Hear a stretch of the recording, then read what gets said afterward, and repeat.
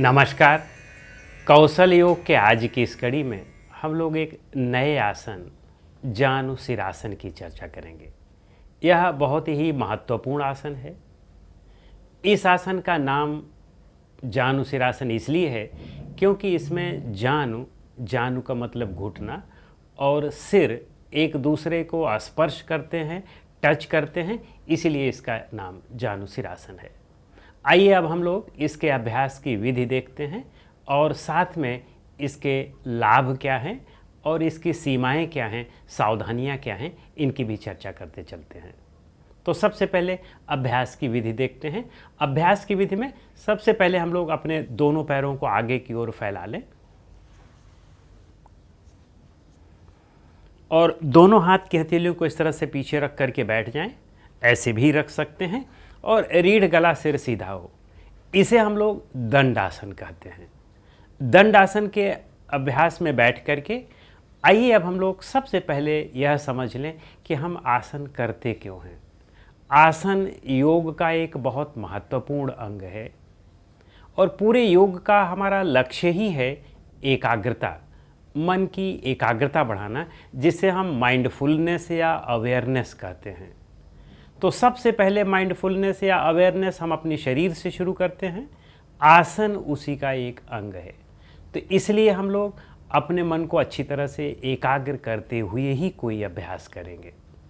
महर्षि पतंजलि ने अपनी पुस्तक, अपने महत्वपूर्ण ग्रंथ योग सूत्र में इस बात की चर्चा की है कि जब हम आसन का अभ्यास करें तो पूरी एकाग्रता के साथ करें, मन को अच्छी तरह से एकाग्र करते हुए करें। उन्होंने आसन को परिभाषित किया है कि स्थिर सुखम आसनम, और फिर इसके बाद उन्होंने कहा है कि प्रयत्न शैथिल्याम अनंत समापत्तिभ्याम। सहजता के साथ आसन का अभ्यास करना है, बहुत ज़बरदस्ती नहीं करना है, और दूसरा मन को अनंत यानी अपने स्वरूप में एकाग्र करते हुए अभ्यास करना है। तो आइए अब हम लोग शुरू करते हैं अभ्यास। अपने दोनों पैरों को इस तरह से आपने किया। अब इसके बाद अपने एक पैर को घुटने से मोड़ लें और इसके तलवे को इस पैर की जांघ पर रख लें और पैर को हल्का सा इस तरह से आप बाहर की ओर कर दें।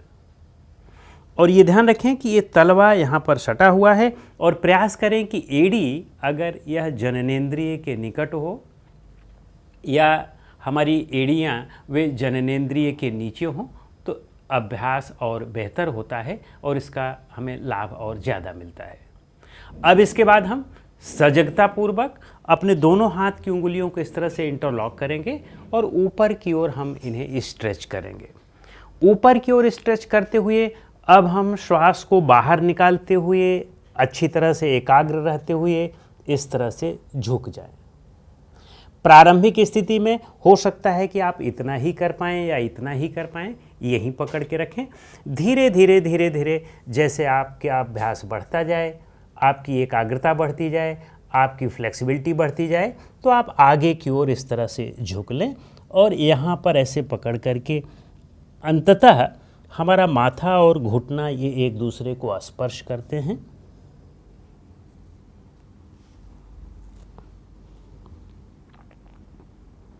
अंतिम स्थिति में हम इस तरह से आ सकते हैं, इस तरह से भी आ सकते हैं और थोड़ी देर के लिए हमें यहाँ पर रोकना है, लेकिन याद रखें कि उतनी देर रोकें जितना आपको अच्छा लगे, कहीं किसी भी प्रकार की असुविधा ना हो, ज़बरदस्ती नहीं करना है।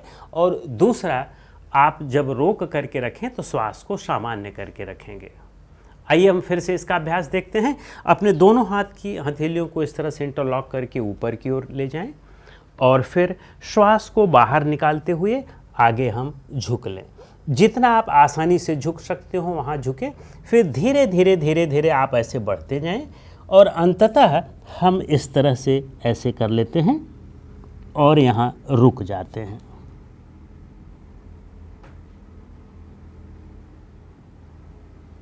श्वास यहाँ हम सामान्य रखेंगे,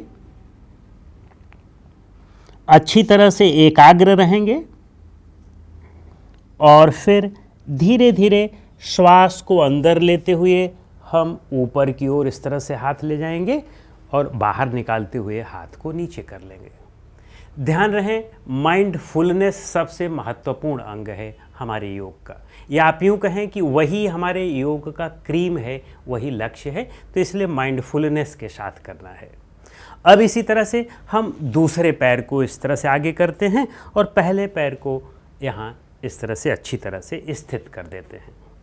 यह भी हमें ध्यान रखना है कि सामान्यतया जब हम पैर को आगे की ओर इस तरह से करते हैं तो लोग पैर को इस तरह से ऐसे झुका देते हैं। सीधा रखना है, न तो इस तरफ न तो इस तरफ, बिल्कुल हमारा पंजा यह इस तरह से सीधा होना चाहिए। अब आप दोनों हाथ की उंगलियों को इंटरलॉक करें, ऊपर करें और अच्छी तरह से एकाग्र हो जाएं। पूरी तरह से आपका मन आपके जो भी कार्य कर रहे हैं उस पर लगा हुआ होना चाहिए, क्योंकि योग का मतलब ही है मन और शरीर का जुड़ जाना। अब आप धीरे धीरे इस तरह से आगे की ओर बढ़ाएं, जहां तक आपका जाए। प्रारंभिक स्थिति में यहाँ तक आए तो यहीं रखें। धीरे धीरे जैसे जैसे रोज़ रोज़ फ्लेक्सिबिलिटी आपकी बढ़ती जाएगी, अभ्यास करते जाएंगे, तो आप यहाँ तक ऐसे इस प्रकार से आ सकते हैं।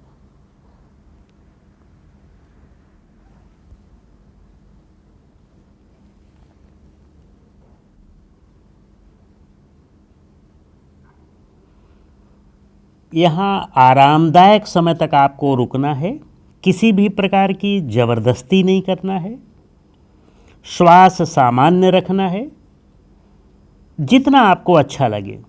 फिर धीरे धीरे आप हाथों को ऊपर रखते हुए श्वास अंदर लेते हुए और फिर धीरे श्वास बाहर निकालते हुए हाथ नीचे कर लें। इस तरह से यह हमारा जानुशिरासन है।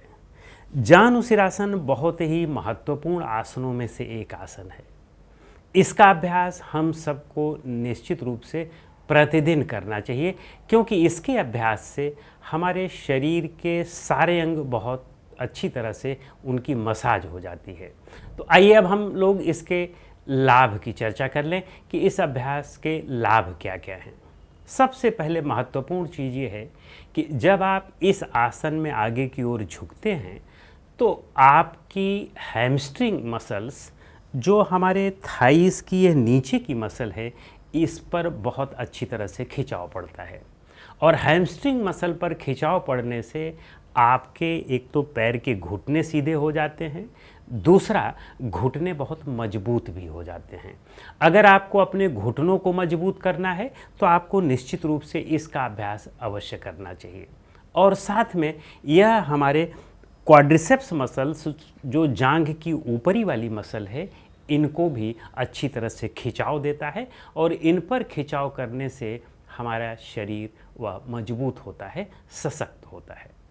दूसरा, इसका जो दूसरा महत्वपूर्ण लाभ है वह यह है कि जब आप आगे की ओर झुकते हैं तो आगे की ओर झुकने की स्थिति में आपके कमर, जिसको हम पेल्विक गर्डल कहते हैं, या पेल्विस मसल्स जो हैं, वे बहुत अच्छी तरह से सशक्त और मजबूत हो जाती हैं। ये जो हमारा लंबर का रीजन है, लंबर की जो हमारी वर्टिब्रा है स्पाइन की, ये लंबर का स्पाइन यह किसी दूसरी हड्डियों से नहीं जुड़ा हुआ होता है। यद्यपि प्रकृति ने इसे बहुत मजबूत करके हमें दे रखा है, इस अंग को बहुत मजबूत करके दे रखा है, और अगर हम कोई भी भार उठाते हैं तो ज़्यादा जोर इसी पर पड़ता है, और इसीलिए प्रकृति ने इसे बहुत मजबूत हमें बनाकर भेजा है। लेकिन हमारी जो बैठने की स्थिति है, ज़्यादातर हम टेढ़े बैठते हैं, ज़्यादातर हम झुक करके बैठते हैं, तो यह मसल्स और यहाँ की ये वर्टिब्रा ये बहुत वीक हो जाती हैं, कमज़ोर हो जाती हैं। इसके अभ्यास से वे सशक्त हो जाती हैं। या आप जैसे ज़्यादा देर तक आपका बैठने का काम है, कुर्सी पर आप ज़्यादा देर बैठते हैं या ज़्यादा देर तक खड़े होने का काम है, तो उससे हमारा यह अंग स्टिफ हो जाता है। यदि आप इसका नियमित अभ्यास करें तो आपकी वह स्टिफनेस पूरी तरह से दूर हो सकती है, और यहाँ पर जितनी भी पेल्विस की मसल हैं उनकी बहुत अच्छी तरह से मसाज हो जाती है। और लंबर की वर्टिब्रा, सैक्रल वर्टिब्रा, साथ में कॉक्सिजियल वर्टिब्रा, इन तीनों वर्टिब्राओं के लिए तो बहुत महत्वपूर्ण ही है। साथ में यह डार्सल वर्टिब्रा को भी सशक्त और मजबूत करता है। तो इसलिए इन अंगों में रक्त का संचालन बढ़ा देता है, यहाँ पर इनके मसाज कर देता है और इसलिए हमें इनका अभ्यास निश्चित रूप से प्रतिदिन करना चाहिए। और जैसे कुछ लोगों को जिनकी रीढ़ बहुत ज़्यादा स्टिफ हो गई है या रीढ़ में हल्का फुल्का दर्द रहता है, ज़्यादा उनकी फ्लेक्सिबिलिटी भी बहुत कम हो गई है, तो निश्चित रूप से जान लें कि कुछ दिनों बाद उन्हें रीढ़ के कमर के अंग की शिकायत होने की संभावना बढ़ जाती है। तो यदि इसका नियमित रूप से अभ्यास करना हम शुरू करें तो हम उन समस्याओं से हमेशा के लिए बचे रह सकते हैं। तो इसलिए यह बहुत ही आवश्यक अभ्यास है। तीसरा, अब इसके अभ्यास में जब हम आगे की ओर झुकते हैं तो आप देखें कि हमारा जो एब्डोमेन का मसल है वह अंदर की ओर खींचता है, यानी एब्डोमेन की भी मसल्स की खिंचाव हो जाती है, उनका भी व्यायाम हो जाता है, उनकी भी एक्सरसाइज हो जाती है। और ये जो हमारा बीच का अंग है, जिसे हम जो हमारे मध्य रेखा है, इस मध्य रेखा के अगल बगल ठीक हमारी रेक्टस एब्डोमिनस मसल हैं, उन मसल की भी अच्छी खिंचाव हो जाती है। उनके खिंचाव होने से आपको पेट संबंधी समस्याओं का भी निवारण हो जाता है और साथ में पेरिस्टलिक मूवमेंट जो है वह भी, उसके लिए भी हमारी मसल्स सशक्त हो जाती हैं। और तीसरा और चौथा जो और भी महत्वपूर्ण इसका एक लाभ है वह यह है कि हमारे जननांगों के लिए भी, यूरोजेनाइटल सिस्टम के लिए भी बहुत उपयोगी आसन है। जैसे जब आप इसका अभ्यास करते हैं तो आप देखें कि यहाँ पर भी खिंचाव पड़ता है, और यहाँ पर खिंचाव पड़ने का मतलब है कि हमारी स्मॉल इंटेस्टाइन, लार्ज इंटेस्टाइन, इनका तो व्यायाम हो ही रहा है, या हमारे किडनी का भी व्यायाम कर रहा है, हमारे ब्लैडर का भी व्यायाम कर रहा है, और पुरुषों के लिए प्रोस्टेट ग्रंथि है उसका भी व्यायाम कर रहा है, और साथ में महिलाओं के लिए जैसे यूटरस है और ओवरीज़ हैं, फैलोपियन ट्यूब्स हैं, इन जननांग के अंगों को भी यह बहुत सशक्त और मजबूत कर देता है। तो इसलिए इनके लिए भी बहुत उपयोगी है। और साथ में जो हमारा यूरिनरी सिस्टम है, एक्सक्रेटरी सिस्टम है, इसके लिए भी बहुत उपयोगी है। जब आप इस आसन का अभ्यास करते हैं तो आप देखें कि जो हमारी लार्ज इंटेस्टाइन है, लार्ज इंटेस्टाइन में कोई भी मल जो जमा होता है उस पर प्रेशर पड़ता है तो वह मल जो है धीरे धीरे वह रेक्टम की ओर जाना शुरू होता है और फिर आपका पेट अच्छी तरह से साफ होने लगता है।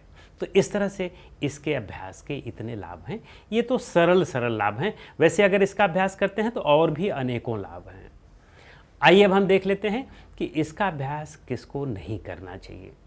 वे लोग जिन्हें स्लिप डिस्क या स्पॉन्डिलाइटिस पहले से है, उन्हें इसका अभ्यास निश्चित रूप से नहीं करना चाहिए। इसका अभ्यास करने से उनकी समस्या और बढ़ जाती है, तो इसलिए वे लोग इसका अभ्यास बिल्कुल नहीं करें। साथ में दूसरी सावधानी ये रखना है कि हमें ज़बरदस्ती नहीं करना है, किसी का देख करके अभ्यास नहीं करना है। आपका जितना हो बस उतना ही करें। धीरे धीरे निश्चित रूप से आपकी फ्लेक्सिबिलिटी बढ़ती जाएगी और फिर आप उसका अभ्यास अधिक समय तक कर सकेंगे और ज़्यादा झुक करके कर सकेंगे, और अंतिम स्थिति तो हमने देख ही ली कि कैसे उसका अभ्यास होता है। तो इस तरह से यह हमारा जानु शिरासन है। हम लोग अगली कड़ी में किसी एक नए आसन के साथ मिलते हैं। नमस्कार।